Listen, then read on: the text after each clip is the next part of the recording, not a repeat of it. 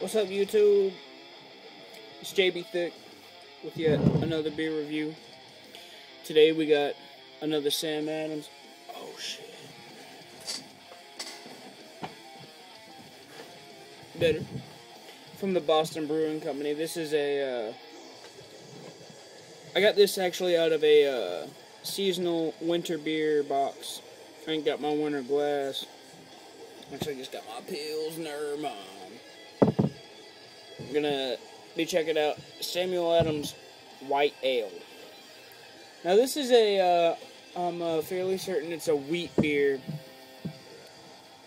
Let me check out the specs here. Yeah, it's a Witbier. It's a 5.20 ABV, which ain't too bad. On Beer Advocate, the overall and the bros both give it a B. It's a solid B out of 805 reviews. Normally I don't really go for wheat beers. I'm not a big fan of them. Things like Blue Moon and Shock Top, Purple Haze. Those are the really popular ones that you always see on tap and shit. But I'm trusting Sam Adams on this. I've had it once, but I was pretty tipsy and don't really remember too well. The diatribe on the next says, this unfiltered wheat ale is a fresh American version of a classic Belgian white ale. An intricate blend of unusual spices creates its distinctive and refreshing taste. White ale is unfiltered and displays a beautiful cloudy haze with a fine sediment at the bottom of the bottle. Cheers from Jim Cook, no doubt. We're gonna crack into this bitch after y'all get a good view, of course. There's that lid, standard lid. I ain't too interested in saving it, so.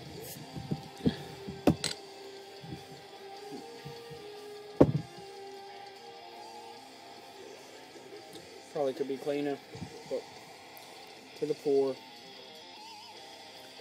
Doesn't really say to do anything special, but always to be safe. With wheat beers, I like to do the standard pour half, swirl it up so I'm, getting what's going on. Just kind of give it a light swirling and pour it on down. Now that's a really nice color. It's very bright. It kind of reminds me of eggs. A white, foamy head, pillowy, that I kind of expect will stay around. It's got a lot of activity going on. It's pretty murky, not filtered like they said. As far as smell, it's very citrusy, and citrusy, and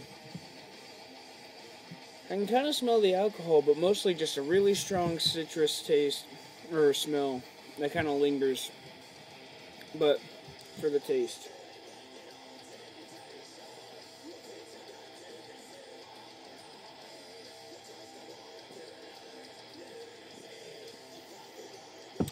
okay, very, very bright.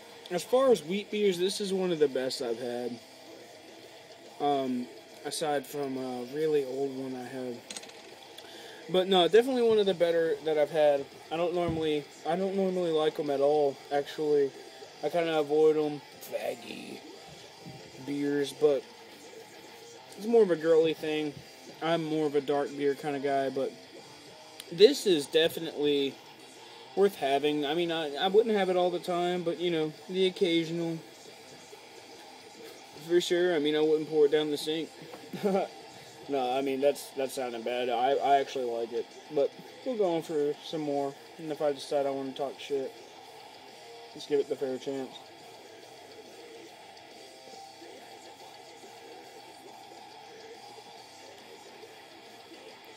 You can actually see all that activity going on as you drink. The head lingers and swirls and almost makes you think like it's also a visual experience,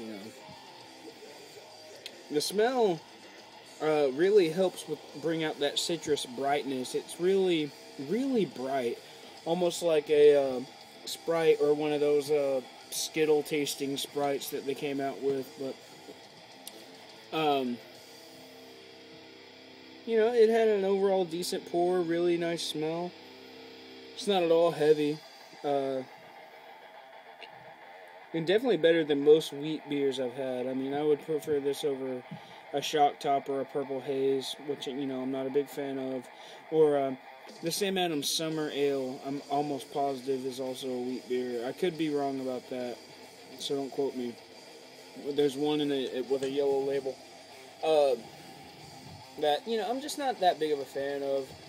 I prefer a darker, heavier, which is strange because, you know, when it comes to like actual candy, like I go for the fruity things, rather than the chocolate. And for beers, I go for the chocolate maltier side rather than the fruitiness.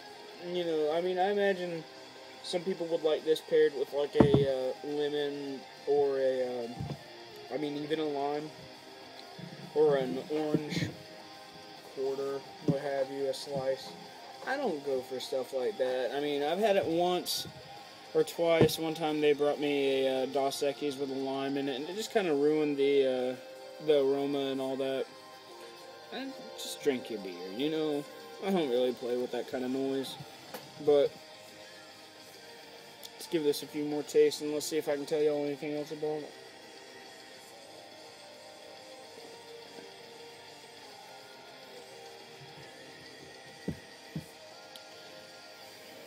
It's got a lot of sweet and sourness going along. Now that I think about that, and it's not just because of the sweet and sour thing, but I actually think this would go great with Chinese food. I think the sour citrusy would go great with, say, a plate of like orange chicken, especially. That would be outstanding. Really great paired up with that. But it's not too heavy. It's really bright tasting. And I'd give it either B+ or an A-. But, you know, I'm biased. I don't really like wheat beers too much. But I figured all I've really done is darker beers and, you know, heavy lagers. So I figured I'd burp really loud and shake things up as far as, you know, beers I'm going to review.